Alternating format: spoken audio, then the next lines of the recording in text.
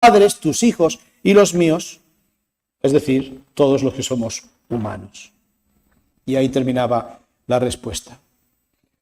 Pero me preguntaba qué podemos aprender y qué podemos decir acerca de la relación entre Dios y el niño que aún no ha nacido. ¿Qué podemos decir como creyentes? ¿Solo limitarnos a callar, a decir que no lo aceptamos? ¿Hay algo en lo que nos podemos basar? Hay varios textos en la Escritura que nos pueden dar enseñanza sobre el valor que la vida tiene. Hay mucho de eso que decir, pero yo me quería ceñir a un salmo bien conocido, que es el Salmo 139. En el Salmo 139 lo hemos leído, lo hemos meditado, hemos hablado bastantes cosas acerca de él. Me encanta porque la experiencia del salmista se remonta justamente a ese momento de su vida en el cual todavía no había nacido siquiera. Y por eso podemos aprender y extraer algunas cosas de cómo Dios se relaciona con nosotros, pero también con aquellos aún que ni siquiera han nacido. Fijaos, vale la pena leerlo una vez para recordarlo completamente y después solamente nos dejaremos o nos ceñiremos al versículos 13 y 18. Pero empieza así. Es un salmo de David.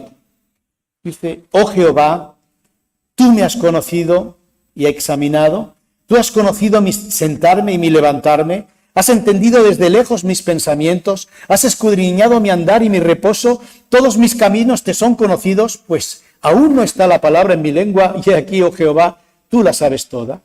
Detrás y delante me rodeaste, y sobre mí pusiste tu mano. Tal conocimiento es demasiado maravilloso para mí, alto es, no lo puedo comprender. ¿A dónde me iré de tu espíritu? ¿Y a dónde huiré de tu presencia? Si subiese a los cielos, allí estás tú. Y si en el Seol hiciere mi estrado, allí tú estás. Si tomare las alas del alba y habitare en el extremo de la mar, aún allí me guiará tu mano y me asirá tu diestra. Si dijere ciertamente las tinieblas me encubrirán, aún la noche resplandecerá alrededor de mí. Aún las tinieblas no encubren de ti, y la noche resplandece como el día, lo mismo te son las tinieblas que la luz. Porque tú formaste mis entrañas, tú me hiciste en el vientre de mi madre. Te alabaré porque formidables, maravillosas son tus obras. Estoy maravillado y mi alma lo sabe muy bien. No fue encubierto de ti mi cuerpo, bien que en lo oculto fui formado y entretejido en lo más profundo de la tierra. Mi embrión vieron tus ojos, y en tu libro estaban escritas todas aquellas cosas que fueron luego formadas sin faltar una de ellas. Cuán preciosos me son, oh Dios, tus pensamientos, cuán grande es la suma de ellos. Si los enumero se multiplican más que la arena. Despierto y aún estoy contigo. Vamos a dejar aquí la lectura. Señor, bendice tu palabra en nuestras vidas, en nuestras mentes y corazones, para que entendamos cómo tú te relacionas con esta humanidad, incluidos, Señor, aquellos que aún no han abierto sus ojos a la vida. En el nombre de Jesús. Amén. Cuando uno lee el Salmo, desde luego inspirado por el Espíritu de Dios, se da cuenta que David está en esa amplia y sedienta búsqueda de Dios, pero está reflexionando, está teniendo pensamientos acerca de Dios y se da cuenta de que hay dos cosas que no puede hacer. No puede hacer David y no podemos hacer ninguno de nosotros. La primera de ellas es que no puede abarcar el conocimiento de Dios sobre él. No puede llegar a entender lo que Dios sabe de sí mismo. Y dice en el versículo 6, tal conocimiento es demasiado maravilloso para mí, alto es, no lo puedo comprender. Empiezo a reflexionar en cosas y en pensamientos acerca de Dios y me doy cuenta cuán grande y cuán alto eres tú sobre mis pensamientos, sobre mi vida, sobre mi corazón. Cuando hablábamos de las noticias, nos damos cuenta que en el mundo hoy no hay esa convicción, no hay ese pensamiento. ¿Los pensamientos de Dios más altos que los míos? No, yo estoy en la cima, yo estoy en la cúspide, ¿no? No hay nada más alto que mis propios pensamientos. Es triste si ese pensamiento terrenal llega a incluirse en nuestras vidas, en nuestra manera de pensar, y llegamos alguna vez a entender que nuestros pensamientos son mejores que los de todos y también los de Dios. Entonces sería un momento de parar y reflexionar. Pero si uno adquiere la perspectiva bíblica como David, tiene que llegar a esta conclusión: no puedo saber lo que tú, Dios, sabes de mí. No lo puedo saber. Es un pensamiento muy alto. No lo puedo comprender. Dios es omnisciente, esa palabra que se usa para decir que Dios lo sabe todo, lo conoce todo y nos conoce a nosotros perfectamente, plenamente. Y la consecuencia de eso es que no podemos ocultar nada. No podemos esconder nada. No hay nada que tú pienses, digas, hagas, imagines que Dios no haya conocido antes. Y eso nos deja en una total desnudez delante de Dios. A Dios no hace falta que nos vayamos cubriendo con nuestras excusas, con nuestros pensamientos, con nuestras filosofías, porque ante Él, que lo conoce todo, que es omnisciente, estamos tan desnudos como podían estar Adán y Eva antes de conocer el pecado. Acciones, palabras, pensamientos, deseos, intenciones, todo lo sabe de nosotros. No solo las buenas cosas que nos gustaría tal vez alardear, sino todas aquellas que nos avergonzamos. Y a pesar de eso, dice el salmista, tú pones tu mano delante y detrás de mí, y pones tu mano sobre mí y me cubres. Habla de la protección de Dios en el versículo 5. Sobre mí pusiste tu mano. A pesar de todo lo que sabes de mí, diría David, Señor, me sostuviste y me protegiste. A veces pensamos que si Dios supiera o tuviera en cuenta todo lo que sabe de mí, dejaríamos de existir. Pero en esa misericordia que hoy también hemos recordado, hace posible que ese Dios quiera relacionarse con nosotros. Y esta es una de las cosas que David entendió. Sus pensamientos son altísimos, pero lo conoce todo. Y aún así me protege y quiere relacionarse conmigo. Y la otra cosa que también entiende, en esa primera parte del Salmo, es que no puede eludir la presencia de Dios. No puede escaparse de la presencia de Dios. Y empieza en el versículo 7 con esas preguntas retóricas. ¿A dónde me iré de tu espíritu? ¿Dónde huiré de tu presencia? Y empieza a citar sitios. Si fuera a los cielos, si fuera al Seol, si fuera a lo más extremo de del mar.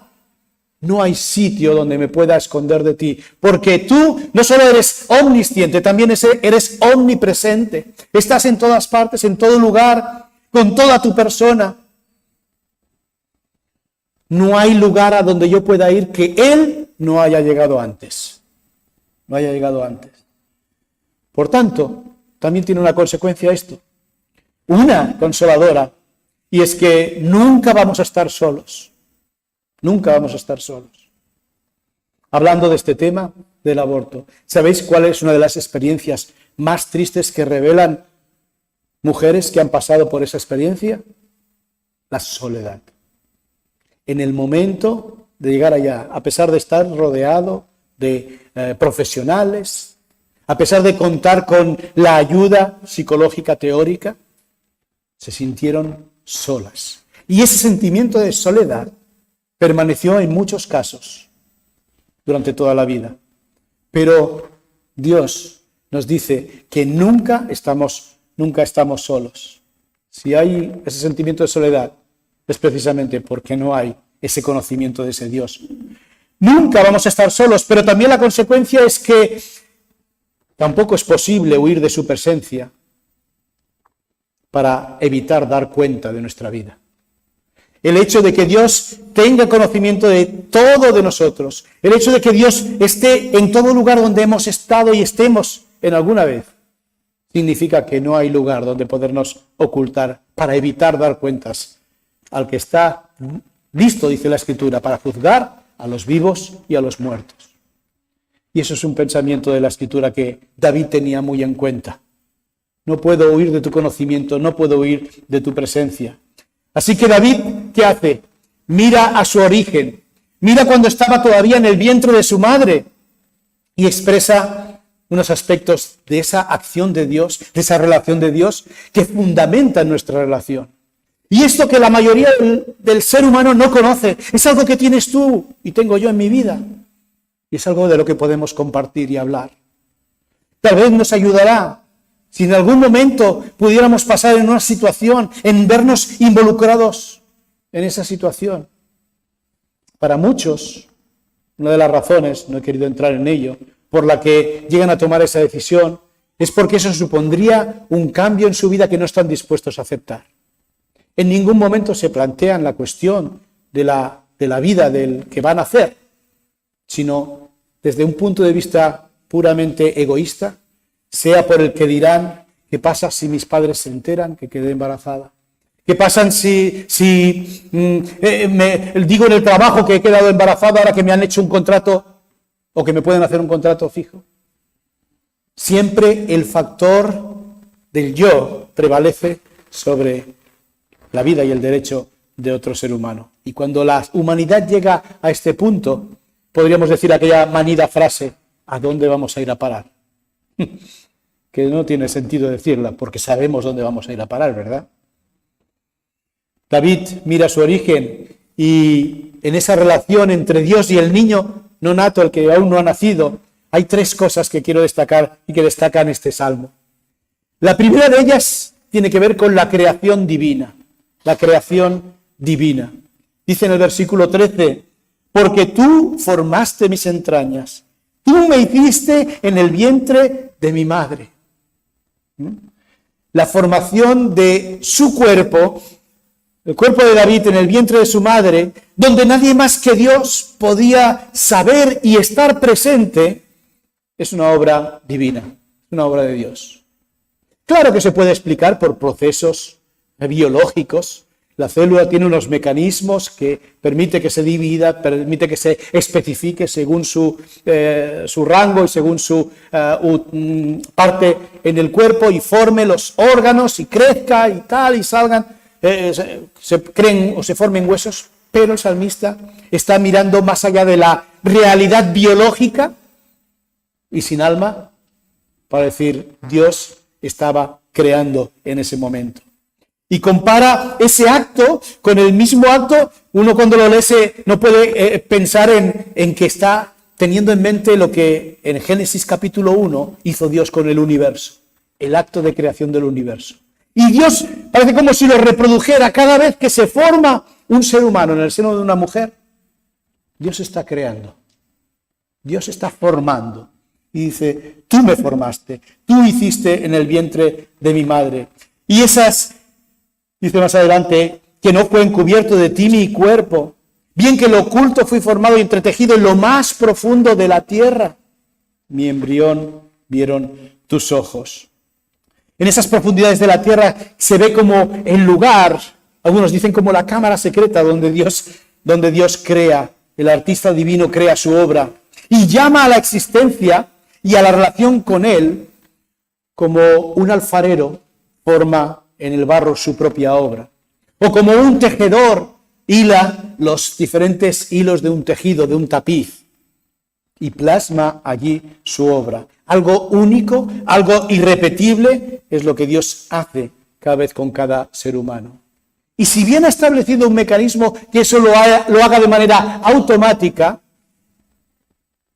uno cuando estudia la biomecánica y cómo eso se produce a un nivel celular, se da cuenta que tantas cosas pueden fallar, tantas cosas pueden ir mal, en la duplicación de un gen solamente, que uno solo puede dar gracias a Dios de tantas cosas como nos ha librado. Y si Dios no estuviera ahí creando, posiblemente esta humanidad hubiera dejado de existir hace muchos siglos. David evoca esa misma creación del primer hombre sobre la tierra. Ahí en Génesis 1:26 cuando dice, hagamos al hombre a nuestra imagen. Y después en el capítulo siguiente, en el versículo 7, describe ese proceso artístico. Entonces Jehová, formó al hombre del polvo de la tierra y sopló en su nariz aliento de vida y fue el hombre un ser viviente. Esa actividad creadora de Dios no cesó en el tiempo de la semana creacional, aunque dice que el séptimo día descansó. Pero en Dios el descanso no es inactividad. El descanso no es holgazanería. Dios sigue trabajando y buscando la relación con cada persona y empezando por la creación de cada ser humano. Le da entidad, como también veremos. Recogiendo unas palabras de el que ya está con el Señor, pastor británico John Stott, decía: los mecanismos biológicos marcan su ritmo, pero el artista divino crea una obra maestra única. Y cada ser humano es único, gracias a Dios. Esa es la creación y esa es la primera base sobre la que Dios quiere establecer una relación con cada persona. Te ha creado de una manera única. No hay otro ser igual a ti. Y aun cuando tuvieras un hermano gemelo, del mismo vitelo, de la misma primera división celular, aún Dios os consideraría personas distintas. Y son, de hecho, personas distintas. Eres único, eres única. La segunda base que el Salmo nos dice, por la que establece esa relación, además de la creación, es por el pacto divino. Dios hace un pacto también con el ser humano y con cada individuo en particular. Dice en el versículo 1 que hemos leído, como empezaba el Salmo: oh Jehová, tú me has examinado y conocido, tú has conocido mi sentarme y mi levantarme. Y después en el versículo 6, cuando habla otra vez de tal conocimiento es demasiado maravilloso para mí, nos hace pensar en qué significa esa palabra conocimiento desde el punto de vista bíblico. Cuando habla de conocimiento, no habla de lo que la ciencia entiende como conocimiento, que sencillamente es el acopio de datos sobre una materia. Cuando la Biblia habla de conocimiento, habla de relación. Habla de relación.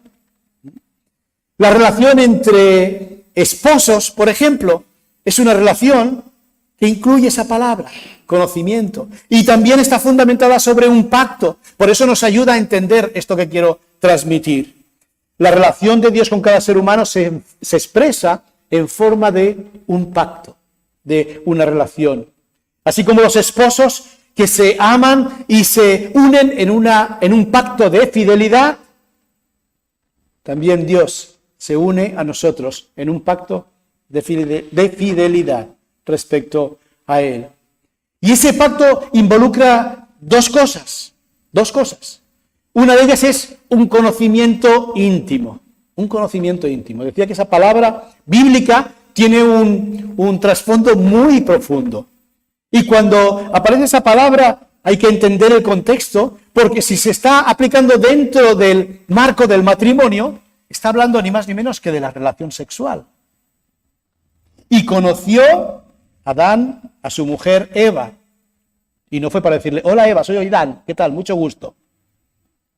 Conoció a su mujer Eva y ella concibió y dio a luz un hijo. Ese es el tipo de conocimiento que sirve de base para ese pacto divino de Dios con el ser humano. Hay un pacto con cada persona. Hay un pacto con cada ser.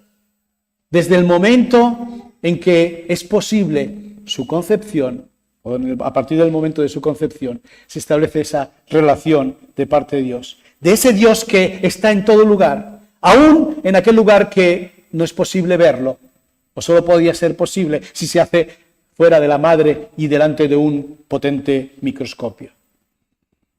Un conocimiento íntimo, como el conocimiento de un hombre con una mujer que es amparado por un pacto, el pacto matrimonial. Así Dios también se relaciona con nosotros. Y además de un conocimiento íntimo, ese pacto divino también tiene un compromiso personal, como el pacto matrimonial. Es un pacto que implica un conocimiento íntimo, pero también un compromiso de dos personas en esa fidelidad. Es decir, Dios no solo sabía qué estaba ocurriendo en la formación de aquel feto en el vientre de la madre de David. David dice, Dios, tú me conociste ahí. Tú sabías que yo estaba ahí. Y conmigo ya entablaste una relación basada en un pacto, en un conocimiento íntimo, porque me conoces absolutamente todo, antes de que pudiera aparecer un solo pensamiento en la mente de David. Ya estaba en el conocimiento de Dios. Y tomaste un compromiso personal, un pacto el cual no depende de lo que haga o no haga aquel feto, porque no puede hacer nada, no puede hacer nada. Pero Dios ya lo ampara con su gracia. Y nos habla de un pacto en el cual Dios ya ha tomado parte, independientemente de lo que haga el ser humano. Es interesante que ese pacto nos anticipa también el que nosotros celebramos aquí cada domingo. No solamente hablamos del pacto de la gracia en términos de redención, también hablamos de ese pacto de cuidado, de compromiso de Dios personal a cualquier ser humano, aun cuando aún ni le conoce, aún no sabe ni que existe Dios, aún no sabe ni conoce el amor de Cristo. Pero Dios lo ha amparado en un pacto de gracia. Así que tenemos la creación de Dios, creándonos, haciendo un pacto con nosotros desde el minuto cero, o el segundo cero, y un tercer aspecto también es el propósito divino. La tercera pata de esa relación estable que tenemos con Dios es que estamos, y Dios nos llama a existencia para un propósito divino. Os leo en el versículo 16. Mi embrión, dice, vieron tus ojos, y en tu libro estaban escritas todas aquellas cosas que fueron luego formadas, sin faltar una de ellas. Y la meditación de este versículo abrió cosas que nunca había pensado. Tal vez llevado por la manera clásica de entender, cuando hablamos de que en el libro de Dios estaban escritas las cosas que fueron formadas, pues pensamos que ahí en aquel libro de las obras, ¿no?, que un día será abierto y que dirá todo lo que hemos hecho, todo lo que hemos hablado, claro, en contra de Dios, y que manifiesta nuestra culpabilidad como pecadores. Pero tal vez nos esté refiriendo al libro de las obras que haríamos. O tal vez sí. Y si sí, tal vez es un libro mucho más amplio que ese. Cuando pensaba en esto, y que Dios conoce al David, no como un conjunto de células que se están reproduciendo para formar un conjunto de miembros dentro de su cuerpo humano, sino que está pensando en David como una persona a la que llama por su nombre. Llama por su nombre, un nombre único. Aunque David hay muchos en el mundo, pero Dios llamaba a David de una manera única, igual que cualquiera de nosotros. Seguro que tenemos algún nombre repetido en el mundo, pero tenemos un nombre único para Dios. ¿Sabéis que el nombre en la Biblia es algo que significa muy específicamente que tiene que ver con nuestra identidad personal? Cuando Dios y en la Biblia se daba un nombre, siempre tenía que ver con algo que caracterizaba la vida o el nacimiento o la esperanza que los padres tenían en aquel bebé. El nombre es un síntoma o es un símbolo de identidad personal. Y cuando decimos que Dios conoce nuestro nombre, lo hace en el sentido de que conoce nuestra plena identidad, desde antes de nacer. Antes incluso que fuéramos concebidos, Dios nos conocía. Antes de la fundación del mundo, antes que el mundo llegara a pecar, ya nos conocía por nombre, por nombre. De ahí que se tome esa figura cuando llega el último libro de la Biblia y nos abre en el capítulo 2 de Apocalipsis, versículo 17, diciendo, al que venciere yo le daré una piedrecita blanca. Ah, bueno, muy mono. Pero en la piedrecita escrito un nombre nuevo, el cual ninguno conoce, sino aquel que lo recibe, y obviamente el que lo da, que es Dios. Un nombre que habla de relación personal, un nombre que habla de intimidad personal. Y más adelante, en el capítulo 3, versículo 12 del libro de Apocalipsis, vuelve a decir, ahora desde el otro aspecto. Primero habló del que recibe la piedrecita y ahora habla del que la da. Al que venciere, escribiré sobre él el nombre de mi Dios y el nombre de la ciudad de mi Dios, la nueva Jerusalén, la cual desciende del cielo de mi Dios y mi nombre nuevo, dice Jesús. Hasta ahí llega la intimidad del propósito. Nos da un nombre y ese nombre tiene implícito dónde nos quiere llevar, cuál es el propósito para nosotros. ¿Cuál es ese propósito? Ese nombre nos lleva por un proceso, que parte de la misma concepción, cuando en lo profundo del vientre de la madre, dos células se unen para formar un nuevo y único código genético. Ese que conocemos como el ADN, ¿verdad? Ese código único para cada ser humano, como ese nombre que Dios da y que no hay otro igual y que se irá desarrollando como un inmenso libro de instrucciones precisas que guiarán cada paso de ese proceso. Y es eso. Los científicos dicen, ¿sabéis qué viene a ser el ADN? Una biblioteca de conocimiento, de datos que definen, que describen los procesos que ese ser va a llevar a cabo durante toda su vida, desde su formación hasta su muerte.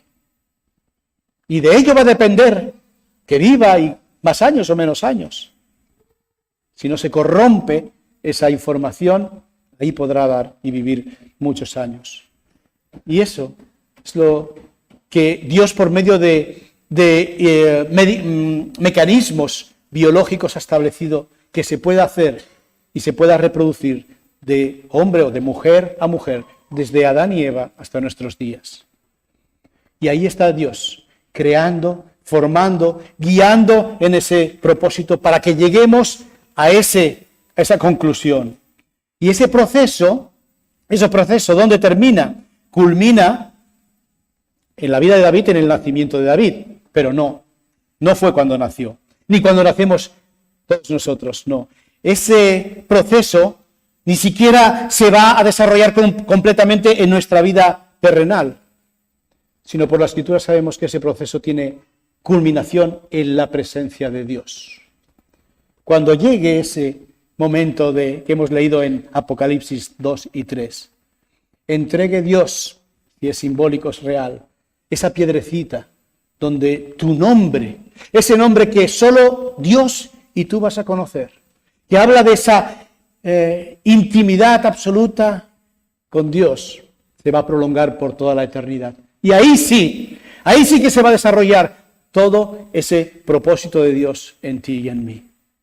Ahora con muchos defectos, ahora con muchos vaivenes altos y bajos, pero llegará el momento en que se reproducirá.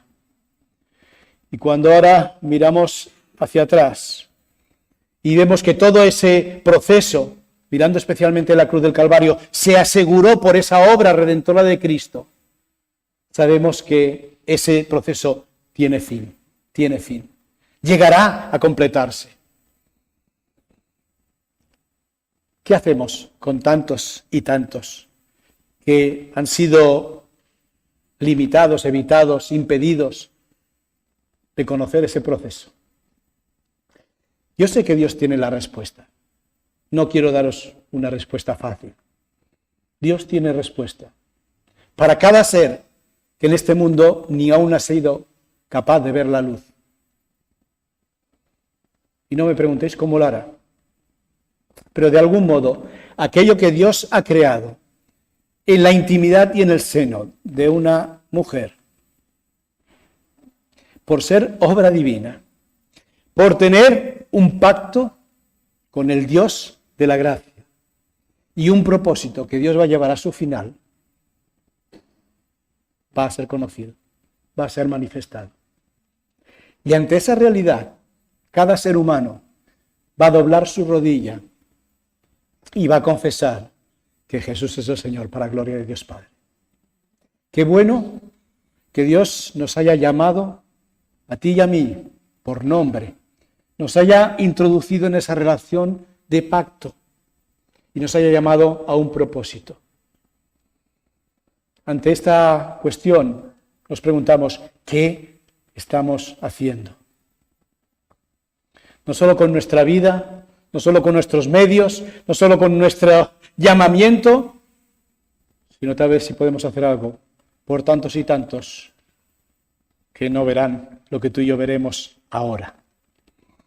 Y por tantas que van a sufrir las consecuencias de tomar una decisión llevada por un impulso social, mediático, por una presión de grupo, por un egoísmo interno, que nadie somos exentos, y tal vez podamos ser consoladores, animadores, ayudadores, no meramente con protestas únicamente y manifestaciones para dar un voto negativo,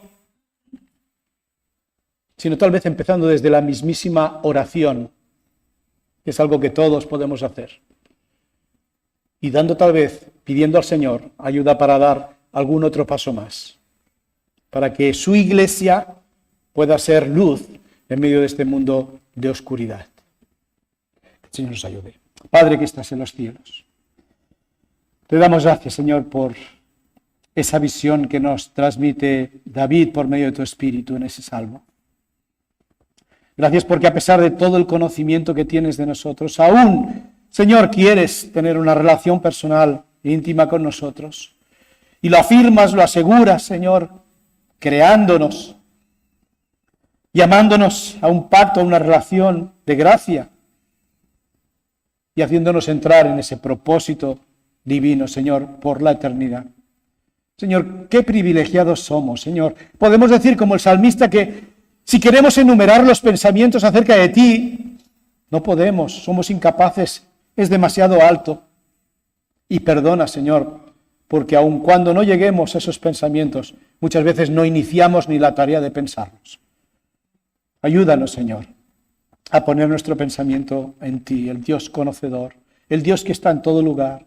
Gracias por no dejarnos solos, gracias por no dejar a tantas personas, Señor, en momentos de soledad tremenda, Señor, frente a decisiones terribles. Y permite que si podemos ser de algún modo ayuda, tú nos abras la oportunidad de hacerlo. En tus manos nos ponemos, Señor. Y si alguien entre nosotros todavía no ha respondido a ese pacto, a esa creación, a ese propósito, aún se sigue resistiendo, viviendo una vida expuesta a cualquier tipo de desmán del pecado, Señor, yo te pido que tu Espíritu lo guíe por medio de esos pensamientos a esa relación que tú estás esperando tener con él o con ella. Lo depositamos en tus manos y te lo pedimos en el bendito nombre de Cristo Jesús. Amén. Que el Señor os dé una bendecida semana. Amén.